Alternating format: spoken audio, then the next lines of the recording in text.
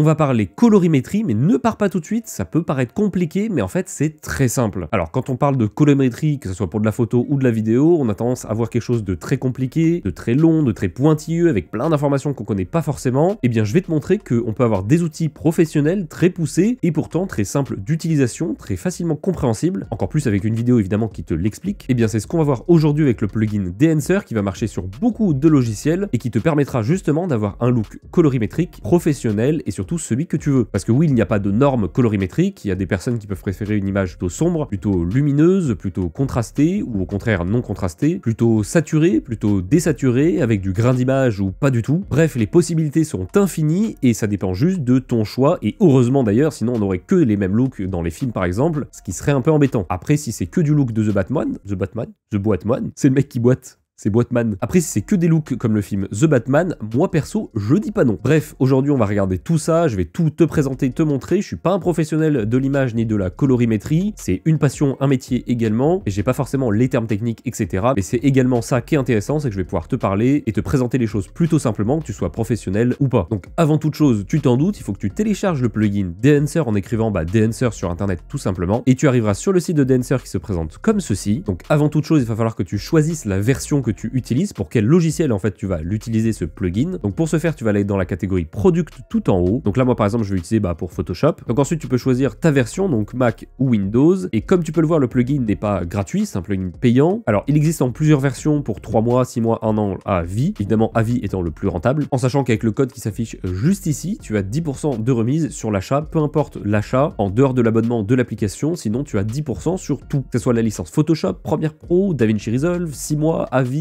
1 an, etc. Donc ça c'est plutôt cool, et le code est valable indéfiniment, donc ça c'est plutôt cool, merci Dehancer. Et donc une fois que c'est fait, tout simplement tu peux le télécharger donc sur Windows dans mon cas. Ensuite tu peux donc le dézipper, donc moi avec NanaZip, et je l'extrais directement. Tu ouvres le dossier, tu vas choisir celui qui t'intéresse, donc Photoshop ou Lightroom ou les deux. Sur Premiere Pro tu as une petite nuance, c'est-à-dire que tu vas avoir Premiere Pro dans les deux cas, et pour d'autres plugins d'ailleurs, DaVinci Resolve aussi, tu vas avoir une partie CUDA et une partie OpenCL. CUDA c'est carte graphique Nvidia, et le reste c'est les autres cartes graphiques tout simplement. Donc là par exemple je vais l'installer pour Photoshop, alors il est déjà installé mais je vais le réinstaller. Et donc là tu vas faire suivant, accepter, donc là c'est pareil, peu importe les plugins et peu importe les logiciels surtout, installer, tu mets oui, tu peux afficher les détails si ça t'intéresse, tu vas voir exactement ce qui est fait, et là installation terminée, tu fais suivant et terminé. Et ensuite pour la configuration c'est dans le logiciel directement, donc Photoshop ou Premiere Pro, et là il faudra tout simplement ouvrir le plugin Dehancer, aller dans les paramètres, cliquer sur licence info, ce sera pareil sur tous les logiciels, pas forcément au même endroit mais ça sera le même principe, et là tu rentreras directement la licence que tu as reçue par mail et qui est également dispo sur ton compte Dehancer directement. Donc là on va commencer avec Premiere Pro directement, on va voir comment ça fonctionne et comment ça s'agence le logiciel, enfin le plugin précisément. Ok, donc une fois qu'on est ici, on va pouvoir directement passer à la colorimétrie. Donc une fois que tu as installé le plugin Dehancer, eh bien tu le retrouveras directement dans les effets, puis dans effets vidéo, film émulation et Dehancer. Tu peux donc le prendre, le glisser sur ta vidéo directement. Et ensuite, une fois que c'est fait, c'est très simple, tu sélectionnes ton plan, tu vas dans options d'effets. Si tu ne vois pas options d'effets, pense à aller dans fenêtre et choisir options d'effets. Et ensuite, du coup, tu vas voir Dehancer Pro et pas mal d'options de disponibles. Et bien chaque option va concerner un réglage que tu vas pouvoir appliquer ou non, modifier ou non, et ce sera directement appliqué à ta prévisualisation. Alors pour la colorimétrie, en tout cas, après tu pourras potentiellement baisser, pense à désactiver des proxys si tu travailles avec des proxys, et dans l'échelle de rendu, pense bien à mettre intégral pour ne pas avoir de modification colorimétrique due à une résolution moindre. Par contre, une fois que c'est fait en fonction de ton PC, je te conseille de rebaisser et de remettre comme tu as l'habitude. Et donc une fois que c'est fait, je vais grossir pour que ce soit plus agréable pour la vidéo, on va pouvoir tout choisir et je vais tout expliquer. En vrai c'est super simple. Alors première chose, ça va être l'input. Donc là tu vas choisir tout simplement la gamme colorimétrique de ta vidéo. Donc si tu as enregistré en Rec 709, en Rec 2020, dans autre chose, ou même tu peux choisir ta caméra précisément, il y a une grande liste. Là la liste est sur mon autre écran aussi, mais elle est très grande, il y a quasiment tous les appareils photo. Donc moi par exemple j'ai mis mon Panasonic GH6, donc tu vois directement que ça a fait un traitement colorimétrique, parce que j'ai enregistré directement en Vlog la capture ici en tout cas, ce qui fait que les couleurs ont une apparence un peu désaturée, parce que c'est beaucoup plus simple à retravailler en post-production derrière. Mais si toi tu n'es pas en Vlog, et bah tu peux mettre directement dans Choose Caméra, tu peux mettre Rec 709, c'est le plus utilisé. Donc là moi par exemple je vais mettre avec ma caméra parce que j'ai enregistré en Vlog, et déjà ici tu vas avoir des réglages. Alors tu peux développer à chaque fois pour régler un peu plus précisément, en sachant que tu peux aussi passer le curseur ici pour faire glisser avec la souris, et donc tu vas pouvoir jouer avec l'exposition de ton plan, la température de couleur, donc plutôt chaude ou plutôt froide, donc plutôt jaune ou plutôt bleu, la teinte, donc plutôt verte ou plutôt violet. Là moi de base je laisse toujours par défaut, mais je vais le laisser comme ça, je vais changer un peu le look colorimétrique pour la vidéo. Ensuite dans film, c'est pour donner un effet particulier à ta vidéo. Donc par exemple moi j'utilise toujours le code Kodak Ektachrome E100 de 2017 qui rend cet effet colorimétrique que j'adore. C'est d'ailleurs celui que vous pouvez retrouver un peu dans mes vidéos, alors avant 2025, vu que j'ai changé mon look colorimétrique et mon éclairage notamment pour 2025. Ensuite, une fois que tu as choisi, tu vas pouvoir accentuer ou non la luminosité, donc assombrir un peu ton image ou éclaircir un peu ton image. Donc moi je vais l'assombrir un peu, je la trouve un peu trop lumineuse. Alors évidemment c'est bien précisé, mais si ton écran sur lequel tu monitores tes couleurs ne sont pas bien calibrés, eh bien le rendu que tu verras et le rendu que tu auras au final seront drastiquement différents potentiellement. Ensuite tu vas avoir Film Developer pour aller encore plus loin, par exemple dans les contrastes, accentuer un peu les contrastes ou au contraire les baisser. Donc là tu vois par exemple que ça ne change rien, c'est normal, il est de base désactivé, donc tu cliques dessus pour l'activer, et là tu vois que ça change en temps réel, donc là je vais mettre un peu plus sombre. Gamma Correction, bah, c'est tout simplement la gamma, donc c'est la luminosité en très gros. Donc là pareil, tu peux bouger les curseurs et jauger eh bien, à l'œil en fait tout simplement si c'est bien ou pas. Alors je sais qu'il y a des outils comme le moniteur Lumetri, c'est juste que moi je préfère le faire à l'œil parce que je donne un look particulier et je me base pas sur le fait que l'image est peut-être trop rouge, trop verte, etc. C'est vraiment que à l'œil et au look que je veux donner. Et comme ça c'est aussi plus simple à comprendre, tout le monde peut l'utiliser, c'est quand même assez simple. On reste sur des curseurs à bouger, alors évidemment pas que l'image soit trop saturée, etc. Mais ça se voit direct à l'œil nu si l'écran est bien calibré, bien évidemment. On va également avoir par exemple le Color Boost, donc ça va être tout simplement pour saturer ou pas l'image, en tout cas les couleurs qui sont là, donc pour les rendre un peu plus vives. Donc là j'ai vraiment montré les réglages de base, donc la couleur, le contraste, la luminosité, etc. Donner un petit look un peu sympa. Et là on va rentrer dans des choses un peu plus cinématographiques, des choses qu'on peut justement retrouver au cinéma. Donc en réglage colorimétrique plutôt cinématographique, on a le film compression. Donc une fois activé, tu vois que tous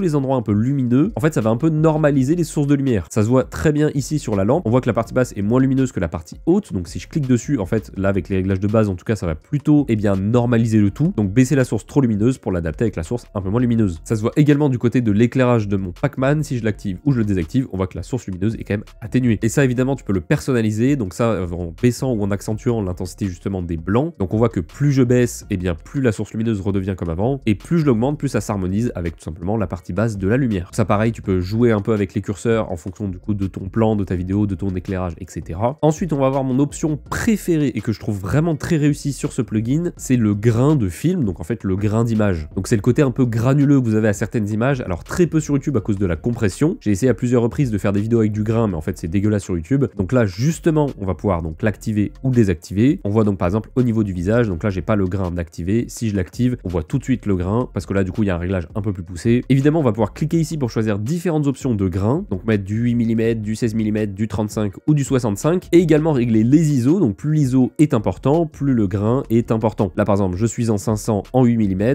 ici je me mets en 50 en 8 mm, on voit qu'il y en a quand même beaucoup moins. Et comme tu as pu sûrement le remarquer, il y a également custom, et là tu vas pouvoir tout personnaliser, et ça je trouve ça trop bien. Donc là vu que la vidéo est sur YouTube, je désactive le grain. Après à titre personnel, j'en mets, dès que c'est pas sur YouTube, je mets toujours un peu de grain, je trouve ça vraiment sublime. Ensuite on va voir la halation. Halation, donc déjà je vais l'activer. C'est tout simplement, alors en mots très simples, pour unifier la couleur de ton image. Donc par exemple moi dans mon cas, on voit que l'image est très jaune, enfin très orangée en tout cas. Mais si on regarde au niveau du mur ici, on voit que c'est pas trop orangé, on voit un peu que le mur est blanc à la base. Et bien justement là si je l'active, on voit que tout de suite c'est un peu plus orangé. Pareil du coup au niveau de ma peau, donc mon visage directement, là c'est désactivé. Si je l'active, on voit que c'est un peu plus orangé également. Donc dans mes vidéos je mets toujours de la halation, et là donc même principe, on va avoir des pré-réglages qu'on peut mettre pour en avoir de plus en plus ou de moins en moins de l'effet du coup de halation. Là on arrive sur le bloom, un effet que j'aime également beaucoup, que je mets dans toutes mes vidéos. C'est simplement un effet un peu de halo lumineux autour, enfin au niveau des contours tout simplement. Donc par exemple si on regarde au niveau du logo PlayStation lumineux, donc désactivé là c'est normal, et si je l'active on voit qu'il y a une sorte de halo lumineux du coup autour. Donc ça c'est l'effet de bloom que j'aime beaucoup, ça fait un peu néon comme dans les films, etc.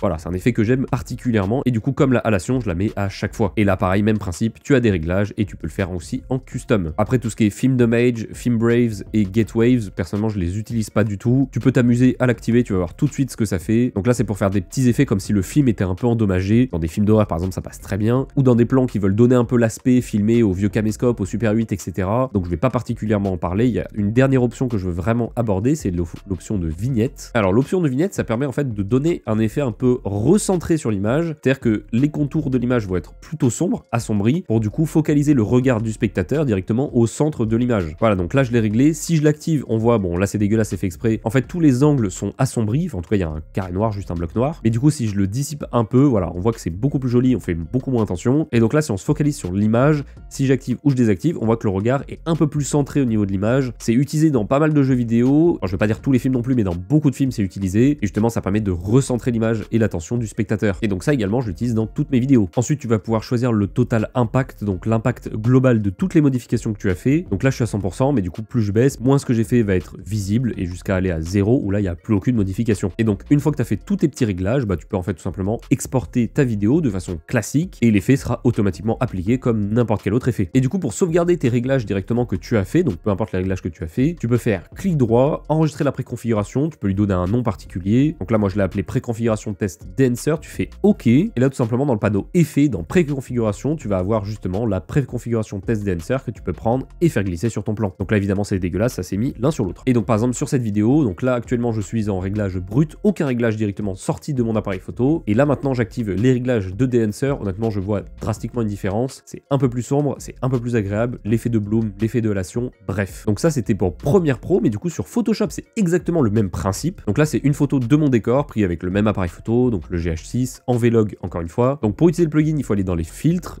Dancer et Dancer Film. Donc là ça va t'ouvrir une nouvelle fenêtre comme une nouvelle application en fait avec simplement le plugin Dancer. Et là on va y aller très rapidement parce qu'en fait c'est exactement comme sur Premiere Pro avec 2-3 réglages quand même en plus. Donc déjà tu as plein de presets sur la gauche avec le rendu en temps réel pour savoir comment ça va rendre tout simplement avec ce pré-réglage. Tu peux également aller dans les presets pour sauvegarder des pré-réglages, en créer des nouveaux ou utiliser tout simplement les réglages que tu avais fait pour la précédente modification. Ça c'est assez rapide, ce qui est plutôt simple. Donc là on va partir à la base, donc on va aller dans Original et tu vas voir que toutes les modifications sont du coup sur la droite. Et en fait ça reprend exactement les mêmes options que ce qu'on avait sur Premiere Pro. Donc les options avec la source, les films développeurs, film compression, expand, etc. que tu vas pouvoir activer sur la droite ou désactiver en recliquant dessus. Donc en gros si je refais pareil, donc je prends le Kodak de 2017, je peux activer le film développeur pour accentuer un peu le contraste de l'image. On va pouvoir corriger le gamma aussi, color séparation, bon ça je vais laisser de base, color boost on va booster un tout petit peu, on peut activer expand pour tout simplement accentuer un peu les noirs ou bien réduire un peu les blancs, voilà bref, c'est vraiment des réglages très poussés comme sur Premiere Pro. Donc là comme sur Premiere Pro en fait on va pouvoir sauvegarder les presets, sauf que là on va pouvoir les sauvegarder dans un fichier qu'on va pouvoir exporter sur une clé USB, un drive, etc.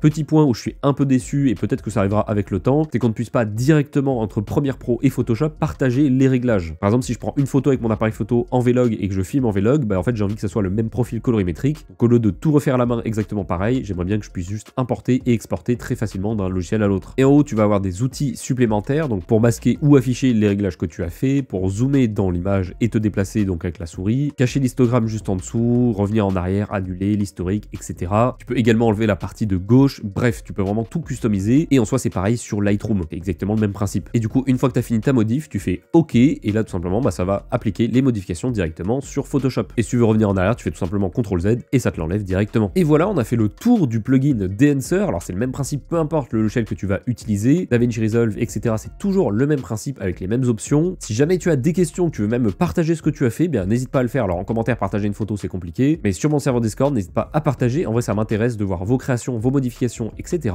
Là c'est purement personnel, de la curiosité tout simplement. Et n'hésite pas à me dire évidemment en commentaire ce que tu penses de ce plugin. Honnêtement je suis conquis. Alors oui, le prix du plugin c'est pas un petit prix. Dans l'idée on est sur 449 $ pour la version sur Premiere Pro et After Effects, à vie évidemment et sans les 10% de remise via mon code. Mais très honnêtement pour le côté très pro cinématographique, sur le fait que ça soit également une licence à vie et en fait en prenant en compte toutes les modifications, je trouve pas que ça soit extrêmement cher. Donc voilà, vraiment honnêtement je suis conquis. C'est pas parce que c'est un partenariat que je le dis ça, vraiment pas, comme avec tous mes partenariats d'ailleurs, dans l'idée où je suis toujours honnête. Honnêtement j'ai pas vraiment de défaut à dire sur ce plugin là. J'ai eu quelques problèmes sur Photoshop où ça a planté 2-3 fois, c'était pas non plus très dérangeant, mais voilà, sinon j'ai pas eu de problème particulier. C'est vrai que j'avais du coup des longueurs niveau Premiere Pro en exportation parce que tout simplement j'avais pas les bons réglages, donc c'est pour ça que je te renvoie encore une fois vers la documentation que je te mets en description directement et qui m'a vraiment été très utile. Ça a vraiment été un game changer, pas de différence de qualité mais 3 fois moins de temps. Merci encore à Dancer pour cette découverte, même si je vous déteste un peu dans le fond parce que du coup je suis un peu habitué à ce plugin et je ne peux absolument plus m'en passer. Donc je vous aime, mais bon, on se sait. Et moi je vous dis à très bientôt, potentiellement pour une découverte et une analyse de la Switch 2 qui risque d'être annoncée demain au moment où je fais cette vidéo, suivant les leaks en tout cas, donc on verra en fonction. Mais dans tous les cas, je vous dis à la semaine prochaine pour une prochaine vidéo. Ciao ciao.